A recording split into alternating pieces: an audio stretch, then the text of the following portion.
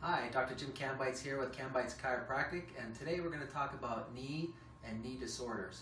So one of the first things we do here at Kambeitz Chiropractic is we look to do a scan to see how the nerves are firing and functioning. So for example, in the low back area, we'll go down and we'll use these sensors that'll go down and they'll measure how the nerves are functioning and firing into the knee.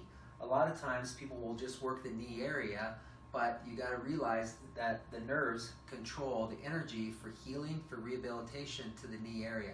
So we always make sure the nerve, number one, is firing and functioning correctly.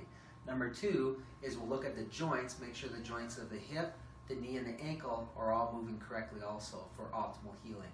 So in our clinic here, what we'll do is we'll do what we call a scan, and when we come down into the back area, we'll use the sensors and we'll see with the colors how those nerves are firing into the knee area.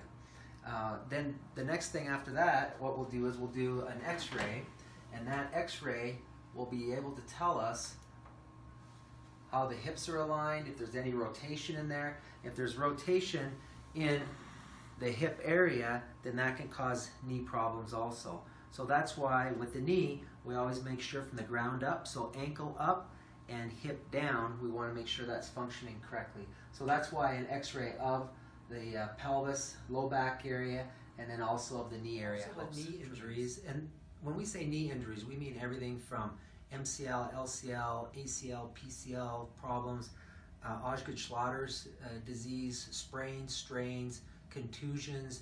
Any knee problems that we treat in here are different in certain aspects, but those are things that we've helped with over the years.